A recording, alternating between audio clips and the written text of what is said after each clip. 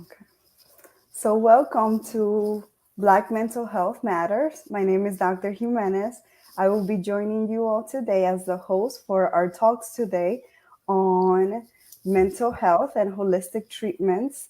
It's holistic treatments for mental health and also for some coping tools. I will be joined by some amazing guests. So we have Martina and Cynthia who will be joining us soon. So let me add her. So hi, Cynthia, can you hear us?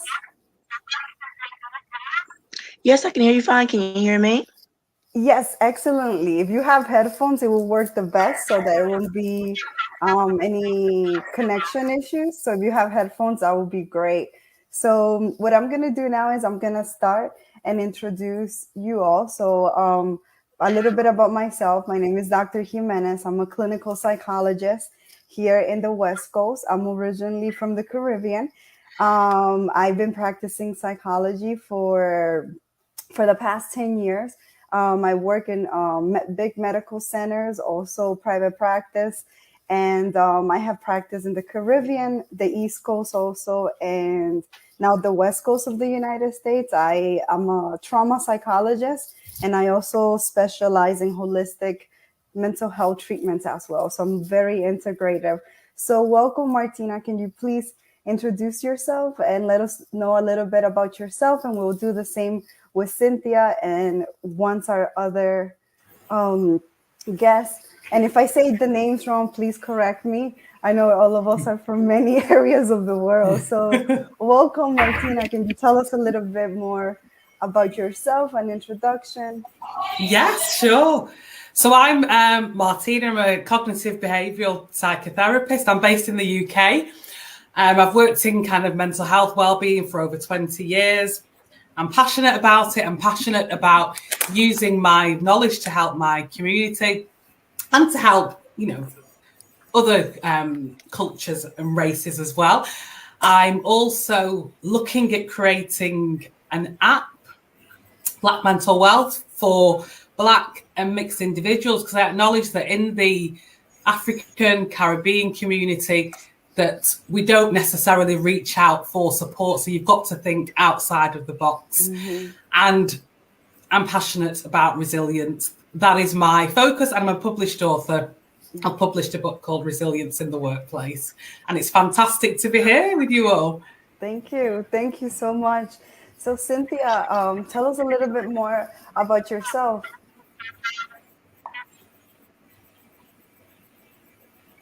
Can you hear us, Cynthia? So maybe My internet connection seems to be very weak. I am so sorry. No worries, no worries. I was able to hear you now. Can you tell us a little bit more about yourself, Cynthia?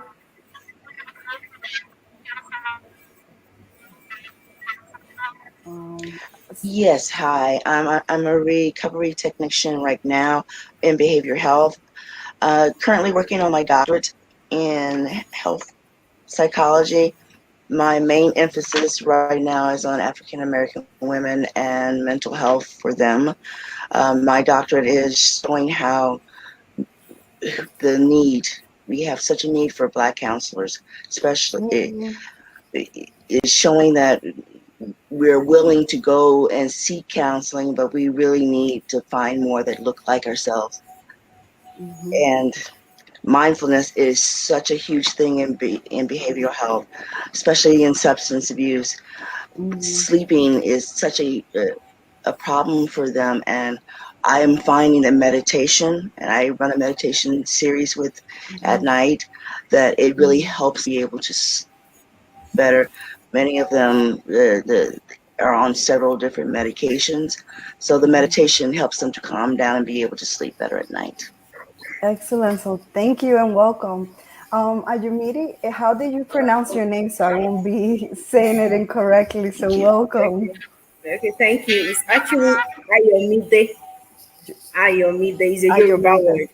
Yes. Okay. Thank you. Excellent. Can you tell us a little bit about yourself? Okay. Ayomide Rutolagbenga. I'm studying for my master's in biology right here in South Africa. So I'm a food scientist and technologist too. That was what I did in my first degree. And I'm passionate about mental health because I see that we need more discussion on this. It's not just something that has to be within the four walls of the hospital. So I think we should take mental health to everywhere so that people can be more conscious and get better with it. Thank you. Excellent, excellent. So, to our guests here, so when you hear the word holistic mental health and holistic psychology, what are some of the things that come to mind to you? Mm. Holistic means like the whole, everything all together. So it's not just you're not just even discussing just mental health. It means the general health. Every part of the human, lifestyle, social, culture has to be involved to make this, perfect, to give us the perfect mental health well-being we need. Excellent. And for you, Martina, when you hear the word holistic mental health, what do you think about, or what is that concept for you? So for me, it's about kind of treating the whole system, acknowledging that we're not just physical beings, entities. We've all got. I mean, I'm a Christian. I believe that we've got. There's a spiritual side of us. Some people may have a faith, some may not, but you can practice spirituality in different ways. So acknowledging that the mind, the psyche, and then also the physical body, and looking at catering to all of those areas because they're all interconnected. You can't focus on one area and ignore the other. Otherwise, someone's mental health will be compromised. So it's about focusing on the whole. Yes. person. And that's also how I see it. Also, holistic is seeing the whole together. I know that historically in the healthcare system, we see a doctor for the body, a doctor for the mind, and everything is not connected. So a quote that I always love is, "The whole is greater than the sum of its part." It's everything is connected, like you said. To me, the mind, the body, and even the spirit. I know for a lot of us who are Afro descendants, whether we practice many spiritual belief system, and that's also highly important to bringing about wellness. And I think it's important to know the person's cultural background too, and race, and how some discrimination, how the impacts of inner city violence and slavery and cultural components also, to integrate them. So that's also, to me, it's very integrative, and looking at all these pieces to better understand the person. For example, I deal with clients who have PTSD, post-traumatic stress disorder. Many of them have been sexually assaulted, been in the experienced combat trauma. But we see that their physical health has also been impacted by their mental illness. For example, when somebody's always on fight or flight mode, eventually, that can lead to cardiovascular issues. We also know from the ACE study, we also know from the ACE study, which is a childhood adversive reactions, that there's some traumatic events that happen in childhood that then make somebody more prone to mental health difficulties or physical difficulties. But if they can be addressed, the person will be better able to cope. Um, so yes, definitely. So my next question is, have you guys heard of the concept of mindfulness? And so we can start with maybe Cynthia. I think you kind of mentioned mindfulness. So what is let me see something. I think we have some noise trouble. It's not letting me mute. So for you, Cynthia, what is mindfulness, and how do you utilize it in your services?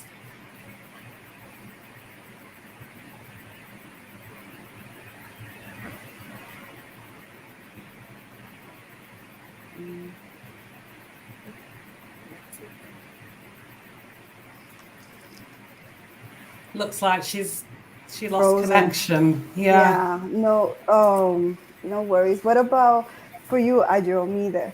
Have you ever heard of the concept of mindfulness, or if not, what are some holistic methods that you have integrated to care for your mental health or within your research?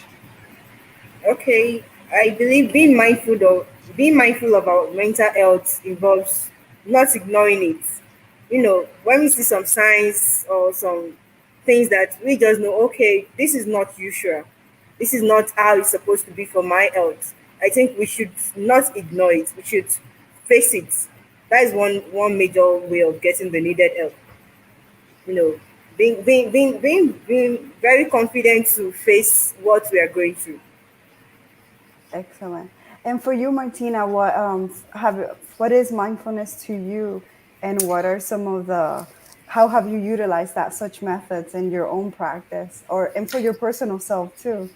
Yeah, so I use mindfulness quite well. It's kind of part of my practice as a cognitive behavioural therapist, and I guess mindfulness is a third wave therapy. So I practice mindfulness-based cognitive therapy, and then use kind of individual mindfulness strategies and techniques with most kind of young people and adults that I work with. And for me, mindfulness, it's that kind of awareness that arises when you're kind of paying attention to the present moment. So it's about tuning out all of the noise, all of the distractions, and just being present, taking a non-judgmental stance. So if we're kind of bombarded by lots of worries, we're here now.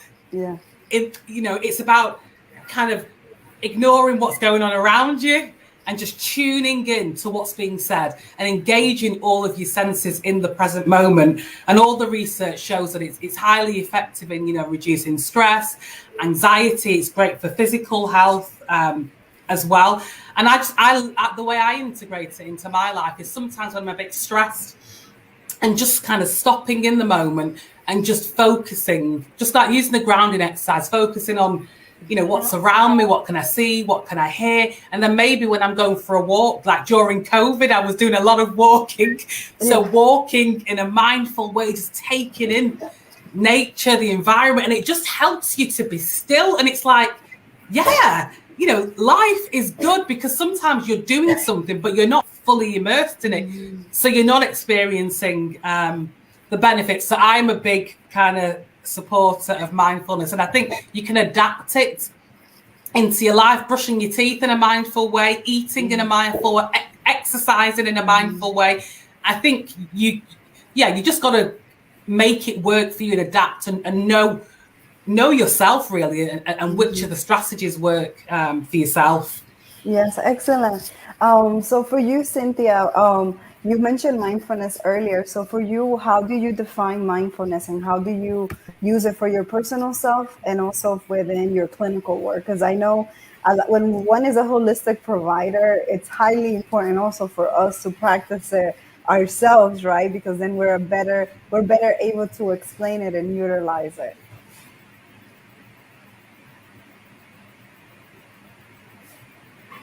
Oh, you are so true on that. If you're not practicing it yourself, show others how to do that. And I'm going along with what Martina was, and it's in the little things, deep breathing, just the breathing in and this environment, and also earlier on diet in African American men and our eating, and we just putting food into our mouths and not even recognizing the textures and the smell, and it's the mindfulness of that, just enjoying that meal, taking your time, deep breathing, taking in the environment, because a lot of times we're just eating and we don't even know why we're eating. And especially in my work with talking with my clients, sometimes they're upset and they don't even know why. So I have them, okay, let's sit a second, just cleansing breaths, and maybe what I'm upset about is not really what I'm upset about. Maybe it's something else, and then we're able to get to the root of the problem. But mindfulness is taking in all of that, slowing down. Excellent. Yes.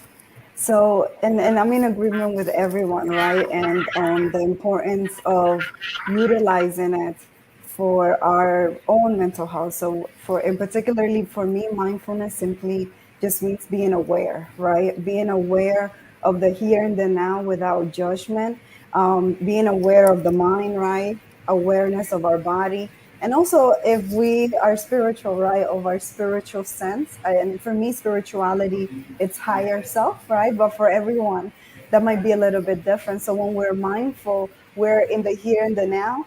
A lot of the times, what tends to happen, right, with mental illness, for example, in the context of trauma, the reason why I use trauma is because within the United States, about 70% of the population has experienced trauma. Also, being someone from the Caribbean, there's a lot of trauma. It's just that we put it under the rug. So I know in the African diaspora, we are always told, right, to just focus on the now and sometimes sweep everything under the table. But there's so many traumas that then get manifested, whether it's through substance issues, eating disorders, weight, also through other medical conditions such as cardiovascular. So mindfulness is just a practice that teaches us how do we ground the mind in the here and the now.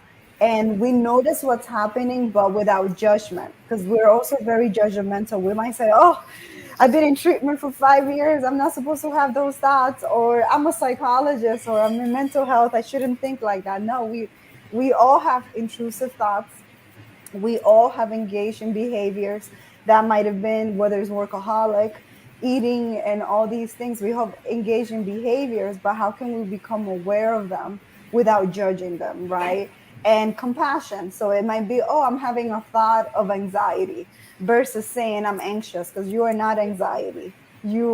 Anxiety is a state, not who you are, or not, you're not a diagnosis. So that's why, like, all of you were saying, you can bring mindfulness into all areas of your life, because right now we could be mindful about being here, present and aware, without thinking about the connection or what we have to do next. So it's a practice in myself. The way that I practice mindfulness is I have a meditation practice.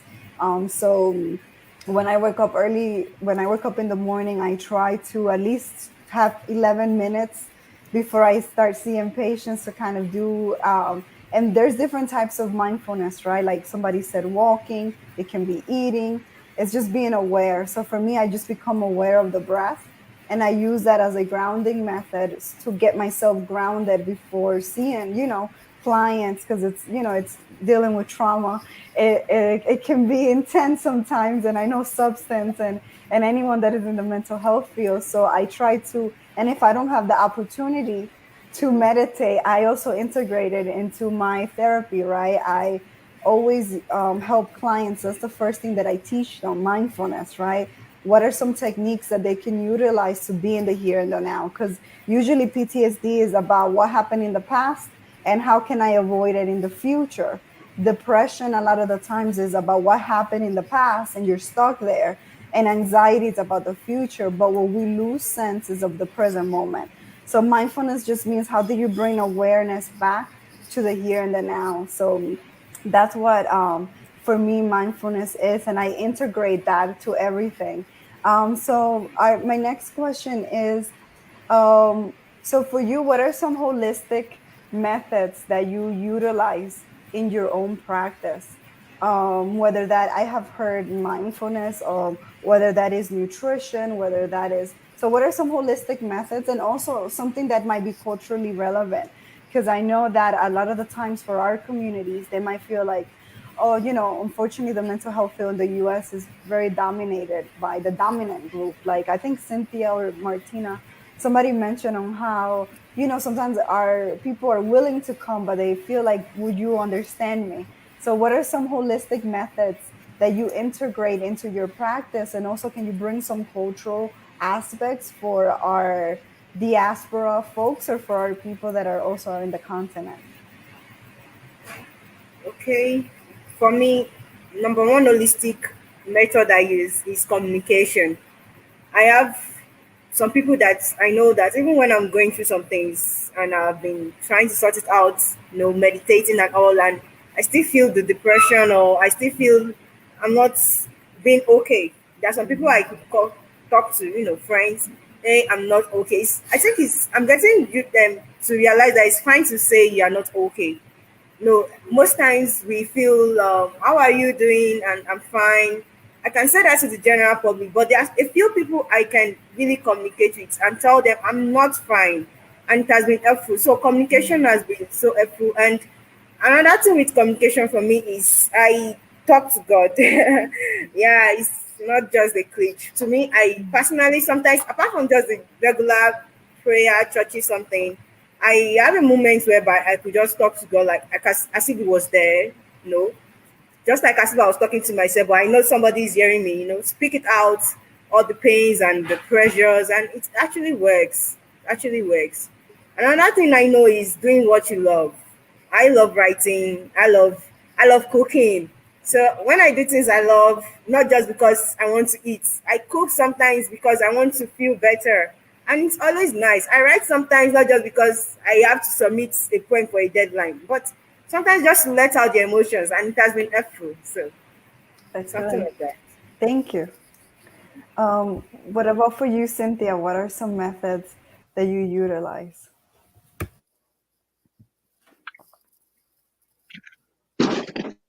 Journaling for me is huge. As sometimes you can't find that person to go and talk to, and sometimes you don't want to talk about what's going on with you. But if you can write those emotions down, and I have found that just writing what's bothering me that day. Hey, it's been a bad day today. These are the reasons why I'm feeling sad. These are my reasons why. Just getting some of those emotions on paper, and then maybe going back later and reading them has been huge for me. Exercise. If I'm not doing at least 3 to 4 days a week of some kind of form of physical exercise, and at 20 to 30 minutes, you're letting all of that pent up emotion come out. And by the time I'm done exercising, I'm like, a lot better. Problem may not be solved, but once again, it's finding those quiet moments, maybe with a little salt and just going within and just getting some deep breathing. I have found that to be very effective for me. And I use a lot of those, like I say, with many of my clients. The physical activity is really good for them, just getting some of that pent out emotion, because as you were saying, trauma, so much trauma. That's the reason why we see so much substance abuse at least in the United States. It's a lot of trauma. Excellent. Excellent. Thank you. For you, Martina, what are some holistic methods that you integrate into your clinical and personal practice? Yeah, so I kind of echo a lot of what Cynthia and Ayomide have already shared. I think for me personally, exercise is my go-to. Especially, being a psychotherapist, it is very stressful. I need to look after myself. If I'm, you can't pour from an empty cup. So even sometimes I work long days and it's like, I just push myself to get to the gym. Gym health club, I don't think about it. I just go there, work this body. And then, using the spa facilities, it's just like, yeah, that's me recharging my batteries, but also connecting with what's important to me, connecting with my values. And I would say, especially during COVID, that's something that I've been a lot more intentional about and thinking about. Am I aligned with my values? Am I aligned with what's important to me? Because when we're not aligned, that's when the kind of distress arises. So kind of, aligning with what my interests are. So that's something that I do. And trying to be more healthy, focusing on my diet, because when you eat rubbish, there are times I eat rubbish, your body responds, it's all connected, and you think, why am I tired? You're tired because you're eating rubbish. That's the reality. And I integrate all of that with my clients that I work with. So all of those kind of different stresses, and some of what Ayomide and Cynthia have already shared.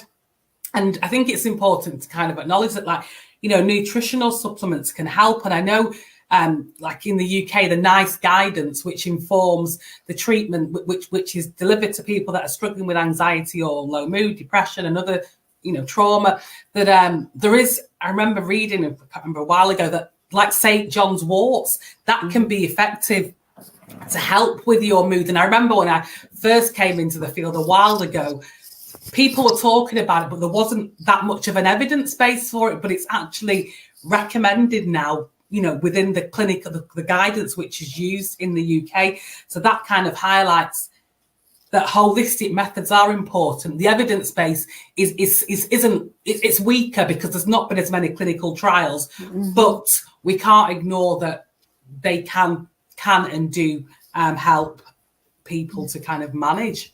Yeah, excellent. Thank you. Yeah, and to piggyback of what everyone has said, I'm in agreement. I think all those things are highly important, and in particular, like I think all of it is important. The communication, like Ayumide was talking about, because a lot of the times in our cultures, we don't communicate. We repress a lot of the things. So we need to know, when is it that I need to talk to someone that I trust? And if it's somebody, if we cannot find someone that we trust, or if we feel like this is getting, you know, it's increasing, maybe we can seek a therapist if that's available to us. Also, like Cynthia mentioned, food, nutrition, and exercise, and Martina too.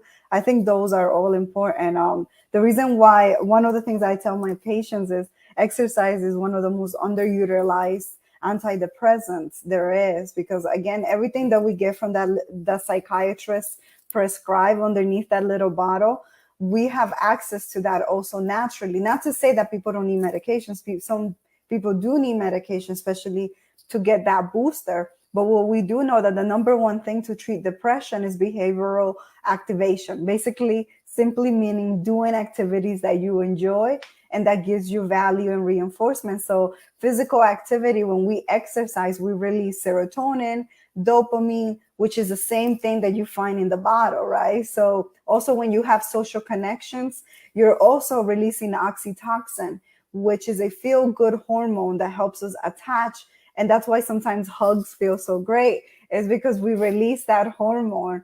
Also, I'm a big proponent of physical activity and sunshine, right? I'm originally from the Caribbean, and although I'm in the West Coast and there's a lot of sun too, even when I was living back home, a lot of us are vitamin D deficient because we're spending so many time working indoors. So we're not getting enough sunlight. So vitamin D is something that it's a hormone that's really good for our mood. And anyone that's of African descent, here in the diaspora, it's harder for us to get that vitamin D, particularly because of the lifestyle. So I also advocate for people to go out into the sunshine, in nature. Also, I call it green therapy. Nature is such healing. So going, I know for myself, since I deal with clients, to heal myself, I like to go to nature, whether that is to the mountains. If I'm back home, the water is very healing. And it also connects you to your spiritual self, because you see, wow, look how beautiful this mountain is. You know, like you see the beauty of nature. So, and also I integrate nutrition, like you all noted, it's highly important. A lot of the times, when we eat or overeat, it's because that food is giving us, for example, junk food makes us feel good in the short term, right? So that's why a lot of the times we're seeking that food or substance. But in reality, food can be very healing, and particularly, and now they're doing some more research here in the US. Unfortunately, the US, it has I cannot speak about the UK, I'm not there. They don't even recommend such herbs here. But being from the Caribbean, where naturally we use a lot of herbs and supplements to help with things, that's also important. I know when I was a kid and I would get anxiety, my mother will make me chamomile tea, because I will get test anxiety. So chamomile is a very soothing herb. So I will go to take my test, and she was like, let's breathe, and here's your chamomile bottle. So I used to feel like more soothing. And I have also studied Ayurveda, which is a holistic science from India. So there's things such as ashwagandha and other herbs there. When you study that holistic method and medicine of India, they also integrate yoga, meditation. They integrate plant-based meals and herbs, and also of African descent and indigenous descent. We have that too. It's just that it has been told that it's primitive or not evidence-based, but there are some research out there that are showing that some of these methods are beneficial. We just cannot depend. I think, like my mom says, everything to an extreme is bad, right? If I'm highly depressed, taking some herbs, and I have had a lot of trauma in my family, and I'm just drinking tea away, it's not going to be enough. It has to. That's why we're talking about integrative, right? I go talk to my therapist, and that is the trauma and the symptoms are being processed. Then I might go out and do some physical activity, be in nature, and then I can take some of these herbs, do your research, such you can do chamomile, ashwagandha, holy basil, all these amazing things to kind of integrate them together, and then and eating healthy, and then that's what brings about health and wellness. So when I talk to my clients, I always ask about the trauma. I also want to know what are their health, what are some of their diagnoses that they have for health, and also like what's their lifestyle. And then based on that, then I create a treatment plan that is in alignment. So I might say, oh yeah, I noticed that you're struggling with diabetes. So do you know how the chronic stress and the fight or flight active suppresses insulin, right? So I explain to them how the body works under stress and trauma, and then how long term, because when we have stress and trauma, the whole body is activated. And just like a car, right? If you overutilize it, it's going to break down. So if you had trauma in the 70s and you're having that fight or flight response, your heart eventually, you might have some cardiovascular difficulties, some GI, gastrointestinal difficulties. So I bring that all together, and I still collaborate with other disciplines. I don't know it all. So I might refer somebody to a nutritionist if they need, especially if they have an eating disorder, if they need like a meal plan or things of that nature. So excellent. So talking about evidence-based treatments and kind of working within systems, right, that sometimes may not take into consideration our culture. What do you think are some of the pros and cons of, here in the United States at least, there's a big focus on evidence-based treatments. What do you think are some of the pros and cons of that? And if you don't have awareness of evidence-based treatments, that's fine. You can just tell us maybe how is the mental health in the country that you're in. So maybe we can start with you, Ayomide.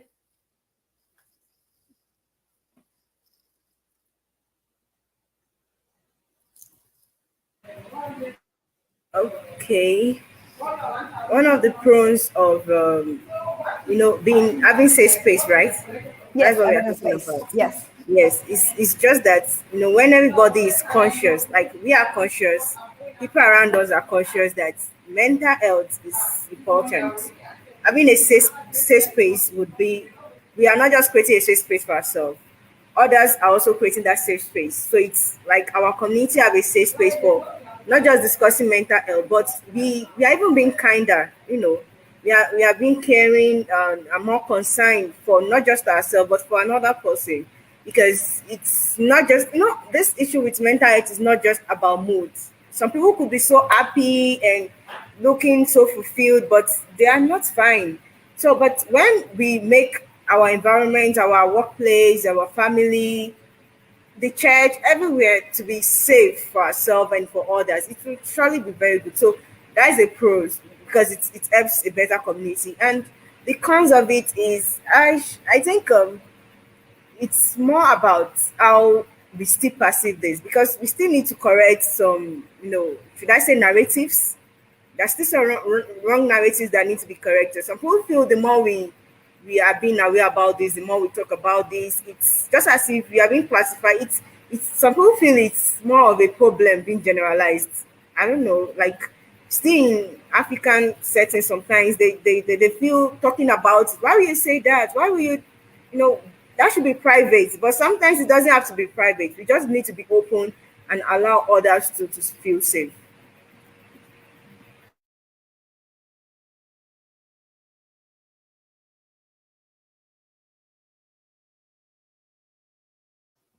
Oh, I was saying that I'm in agreement that I didn't realize I was muted.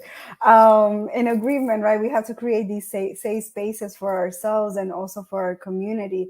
And actually, that's the biggest evidence that shows is about the relationship.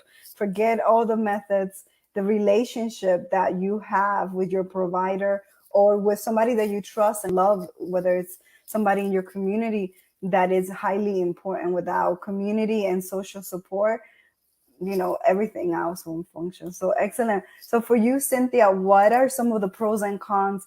I know you're also in the US like myself. There's a big push for evidence-based treatments and outcome measures and all that. So for you, what are some of the pros and cons for such methods?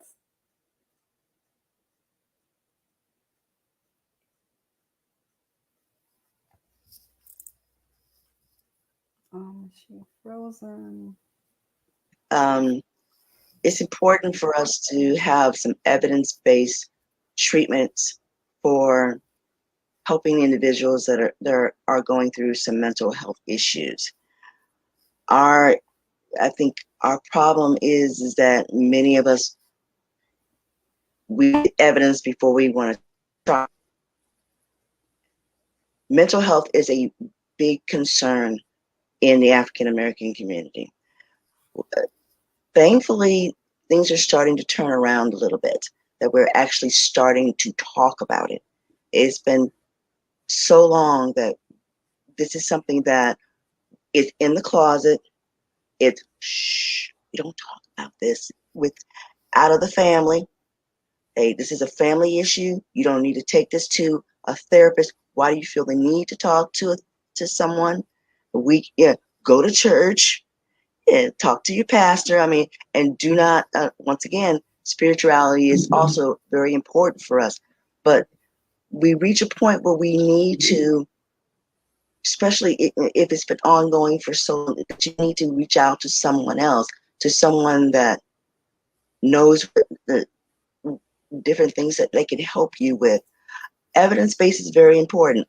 Cognitive-based, the CPT, I work very much with this in the substance abuse centers that I work with, cognitive, but it's getting folks in the door, and especially African Americans, because we do not talk about our problems.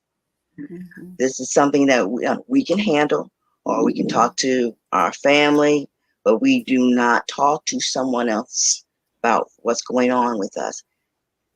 Fortunately, it is starting to open up. We're starting to see more and more that we're handling this well. We need to talk to someone. Thankfully, that some big name people are out and talking about their mental health concerns. I think it was wonderful what happened with, I don't want to say wonderful, but Simone was a big wake-up call. Mm-hmm. That she actually said, I need to step from competing because I'm having some mental health concerns. Seeing these big name, well-known, out there in the spotlight people admit that they're having some problems, it's been huge for the mental health community. Now we're starting to see going on with us. Evidence-based is very important, but when it's all said and done, we need to cut this curtain that we are separating ourselves from and start talking about, yes, you know what, I am hurting. I do need to talk to someone, and it can't be just someone in the family. And our family members, when they see that a family member is hurting, hey, maybe you need to go talk to someone. I'm not qualified to talk to you about this. maybe you need to talk to someone and encourage them. Hey, have you heard what? That she's going to see a therapist. Hey, I can't believe that she's doing that. We need to stop that. And once we start doing that, I think we're going to start seeing some big progress within the African American community. Excellent. Yeah, and I'm in total agreement. It's the same for Latinos, African Americans, and individuals of the Caribbean. There's so much stigma, right, when it comes to mental health, and the reason being, right, because we have dealt so much discrimination and so much racism that you also feel like, can I trust this individual? Because I'm not sure about other areas of the world, but it's always being looked down upon to show your weakness, because it can be utilized somehow against you in the system. I know that a lot of the parents that I have, when I was working more within the community directly, that was their fear. Like, are you going to call Child Protective Services on my family? They're going to take the kids away. So there's a lot of fear still, and also being told to just put on a bright smile and keep moving forward. Something that I say always is mental health is health, right? So we wouldn't just go to our pastor if our appendix is about to burst, right? We're not going to tell our pastor, hey, like, I need a prayer right now for this appendix. It might be helpful, but, and your mother, even your own mother, my mom's in the medical field, she cannot take out the tools and operate on me right then. I need to go to a doctor. So the same thing when it comes to the mind, that it's great to communicate with our family, our peers, our spiritual community. But when we realize that it's feeling like it's getting heavier, to identify, to go in and get help, because, mental health is health. So what about for you, Martina? When it comes to evidence-based treatments, what are some of the pros and cons of that modality? I think, like Cynthia said, I'm all for evidence-based because I'm a cognitive behavioural psychotherapist. So, I should be.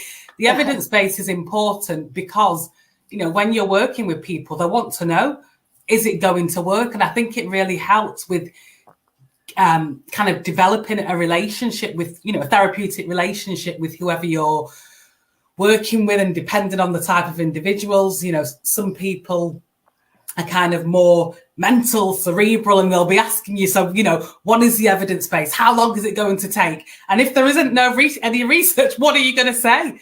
And it's about, you've got to keep your clients on board during that journey. And I think having the evidence base, the science, the research is what can also increase confidence in whoever's engaging with a type of service, as it is in the medical profession. When you go to the doctor, I'm not just going to take, I'll be honest, medication that hasn't been, there hasn't been a lot of clinical trials, not at all.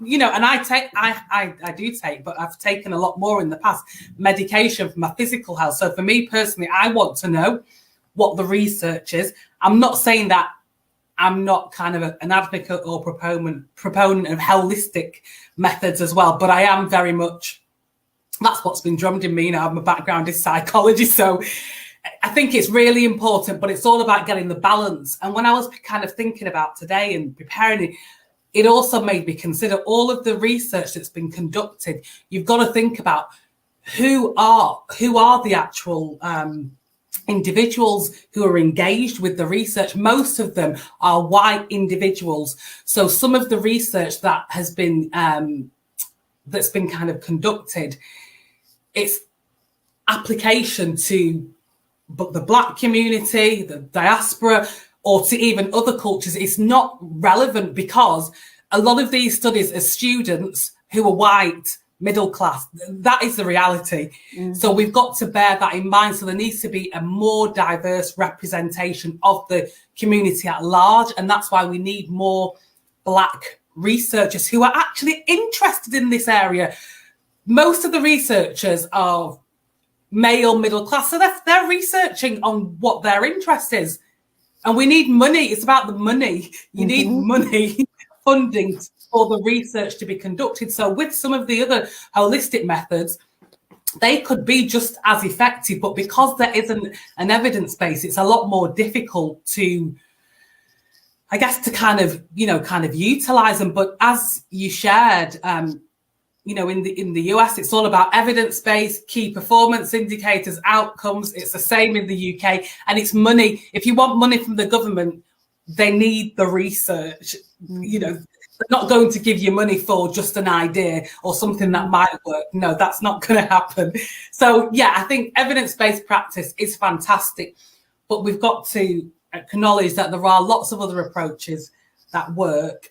And then also acknowledging that within our history, we've got a fantastic history. And like you were sharing earlier, Dr. Jemina, you were sharing about, some of those kind of holistic remedies, kind of acknowledging that, yes, we can use them and nothing's wrong with that. It's about trying to take an integrative approach. And, there are case studies available in terms of, the effectiveness of certain methods. So I think sometimes it's use the evidence base, but then, if you are interested in holistic methods, think about, well, maybe I might just try this out and see if it works for me. If it doesn't, then you just keep it moving.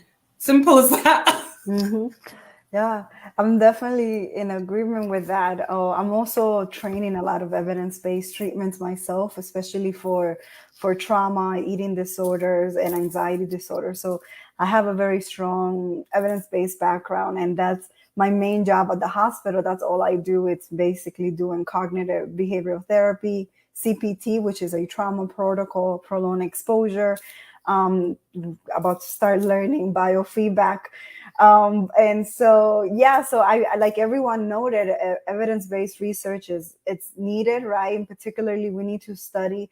I love neuroscience because now I can say, hey, this is how exercise is beneficial. This is how yoga works. This is why site therapy is important, because it rewires the brain, the neuroplasticity. So I think it's very important component of the mental health field. And it's also important for our people to know that we do have evidence-based treatments and research that does show that it's highly effective. It's a lot of times even more effective than medications. Usually say medication and therapy alone. It depends on the disorder, but therapy is the root, right? If we don't address the root of the problem, it's very difficult. So evidence-based treatments are excellent. However, they do have their limitations. Like Martina, Cynthia, and Ayomide were talking about, some of the weaknesses is, right, that is basically based on a Western model, right? There's not a lot of money or interest or research being put on researching some of these holistic methods, particularly if they come from African, Black, or Indigenous folks, right? It's before it was seen as pseudoscience, but there's a lot of research now that is showing that. Something that I do is I also look at the literature of other countries. I look at some of the literature that is coming from the African continent. I look at what's being done in Latin America, especially because in these continents, Africa, Latin America, and Caribbean, we are doing our research. It's just that it's not being promoted as much and it's not being taught.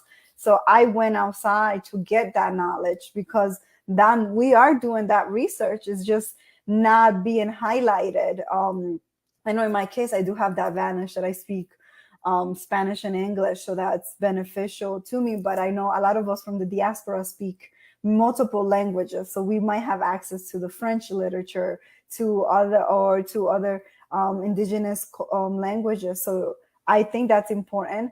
The evidence is there. Use evidence-based treatments that are beneficial. Like I always start my clients with mindfulness and grounding to kind of help them, but then I go on into a full-blown evidence-based treatment for trauma, and I see it work.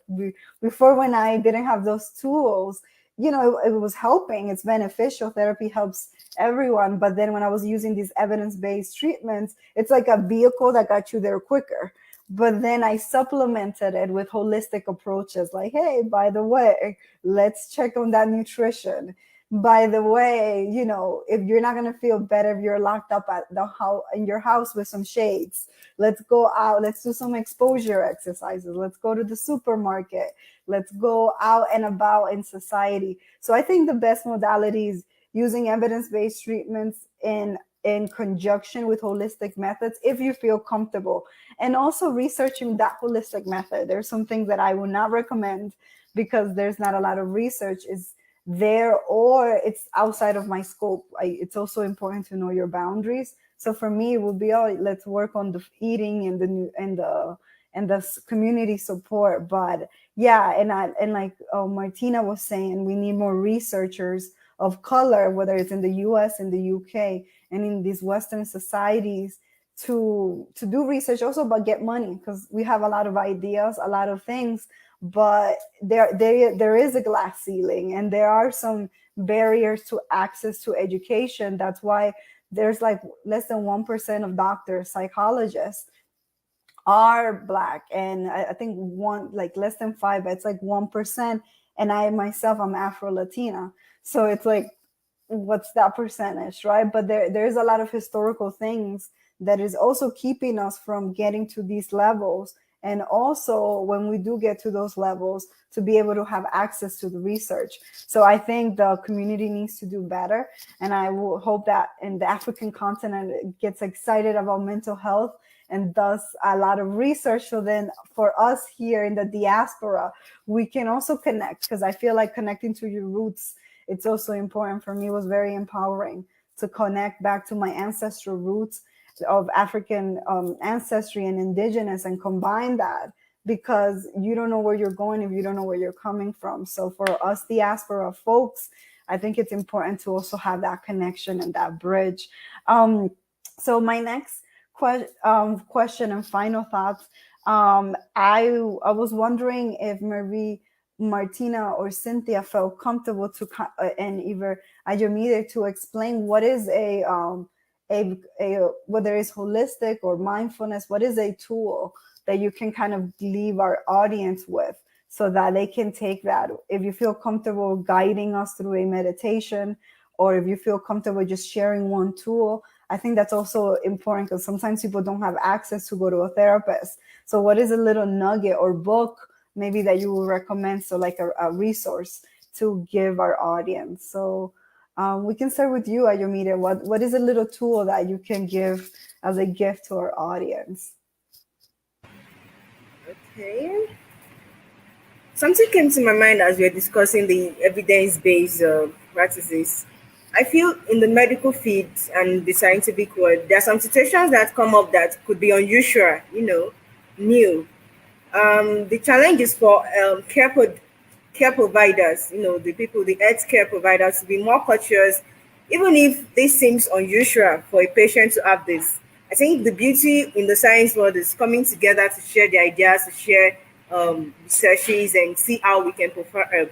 So no matter how it is, if it has been following a trend, if it has been um, commonly seen, or if it's even a new case, I think we should take it as important as we would treat cancer and other health issues. And also, it is a challenge for researchers to focus more on Africa. We need more African researchers, because just as we see other aspects of medical world being developed, we also need the mental, health being extensively researched. And yeah. Yeah. So thank you. Any little tool, Ayomide, any little tool that you could give our audience of that has been helpful to you, or that you know it might be beneficial for them to have in their coping tool? I tell my patients, like, let's build like a little coping box. What is a tool maybe that you can put in our coping toolbox for our audience to take? Okay, taking a break. It's okay Yeah. to take a break sometimes. Like, so okay. Sometimes we could feel guilty when we are so busy and having so many responsibilities, but just a short break, and then rest, relax. Sometimes just wake up and sleep. By the end of the day, you are going to get stronger and move on. So it's okay to take a break. Thank you. Thank you. I think that is very important. We have been a community. I used to say I have 500 years of tire in me. It's starting with colonization in the Caribbean, but our mothers often did not take a break, and we saw that model. So I'm glad that you mentioned taking a break. And I think somebody mentioned the Olympics. So many of our Olympians said, you know what, I'm taking a break for my mental health, because that's part of being holistic, right? What's going on in my mind and my body, and what does my body need at this moment? And if it's a break, if it's a nap, that's highly important, because a lot of the times we push that to the side. But I always check in, like, how am I feeling and what do I need in this moment? So thank you. What about for you, Cynthia? What is a coping tool that you can put in our toolbox for our audience?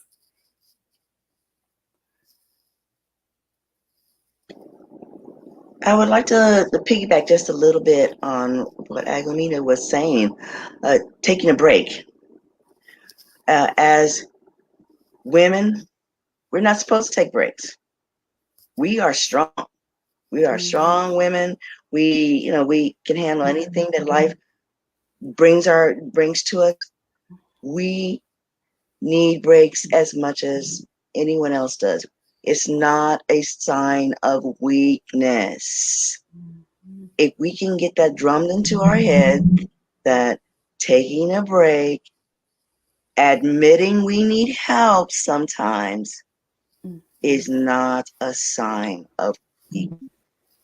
We can start getting that into ourselves and our next generation. Imagine what our girls and women will be in the next generation. My little tidbit: breathing. All of us, if we know, we shallow breathe all the time. Taking that,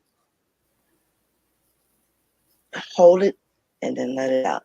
If we do that a couple of times, one, it slows us down, and it allows us to focus. And the next thing you know, hey, maybe what we're worried about is as big as we thought it was.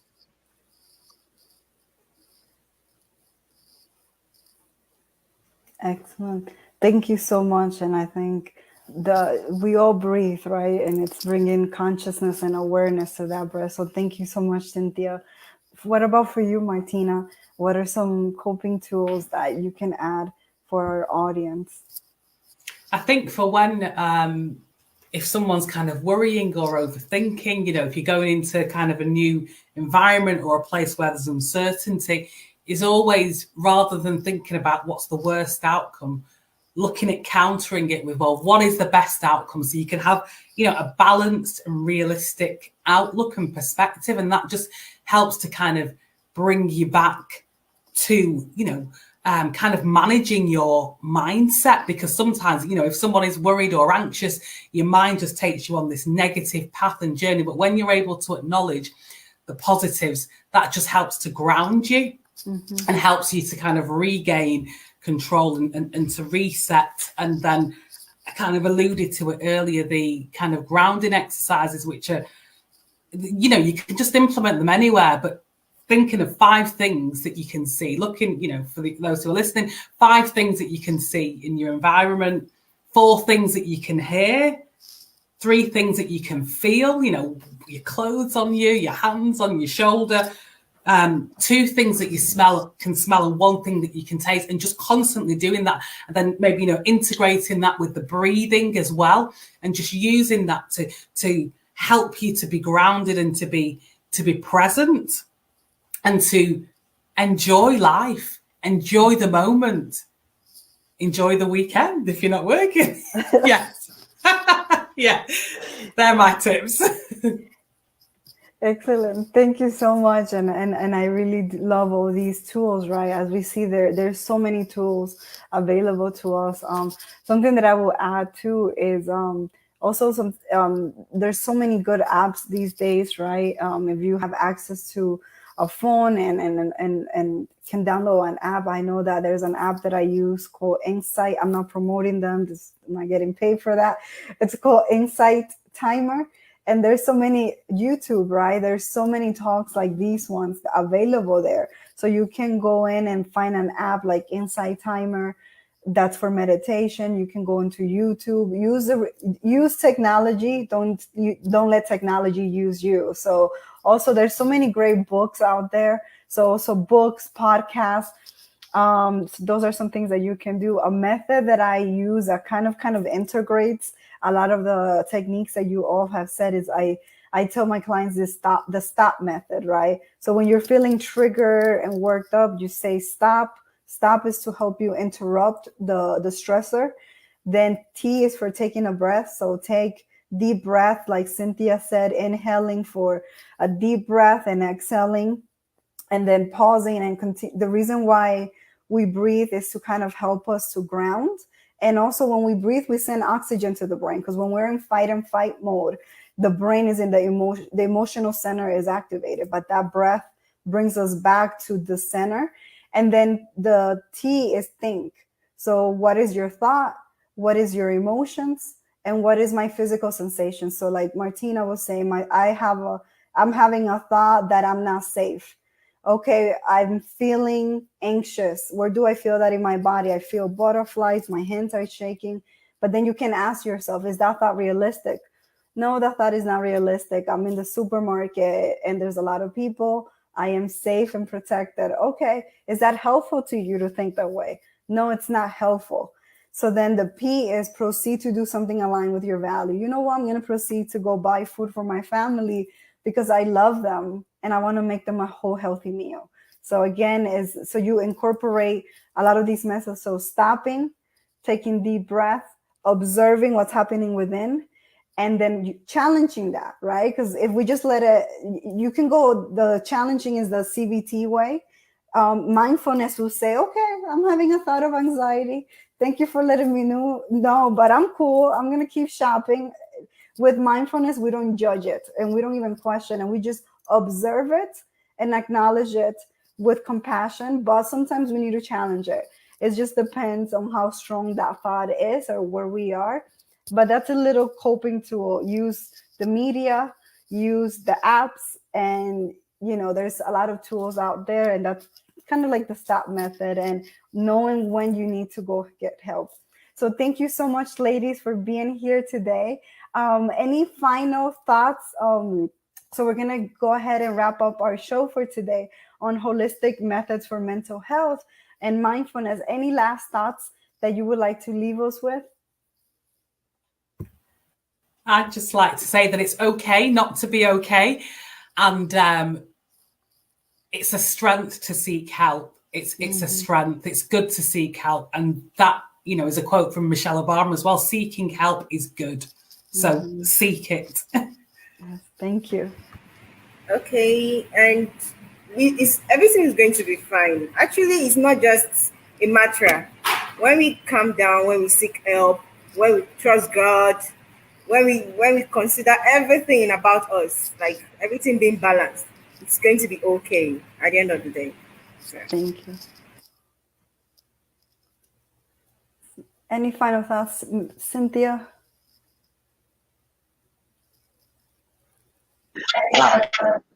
I'm sorry, I had to find my mute.